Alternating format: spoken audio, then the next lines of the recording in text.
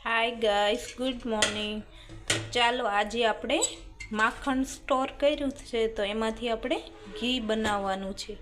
તો જો આપણે એટલું આવું માખણ સ્ટોર કર્યું છે. જો લગભગ 250 ગ્રામ જેવું તો ઘી બનશે જ તે.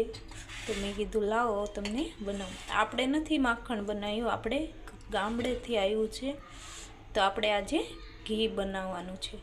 તેના માટે જો આપણે આવી કઢાઈ લીધી છે કે ઘી એકદમ મસ્ત બને. તો ચાલો આપણે ઘી બનવા માટે મૂકી દઈએ, કેમ કે એમાં તો હજી ઘણી બધી વાર લાગે. તો ચાલો આપણે બનાવીએ.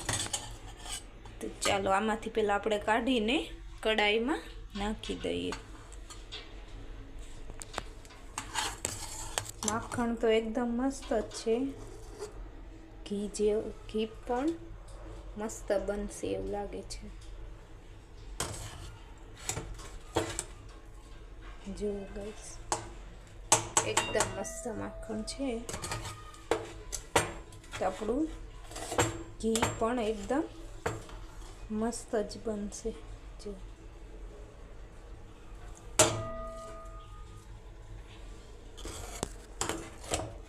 ને આપણે રોટલીમાં પણ લગાવ્યું હતું માખણ, એટલે એકદમ મસ્ત જ લાગે છે. તો ચાલો હવે આપણે ગેસ ચાલુ કરી અને પેલા માખણ નાખી દઉં બધું.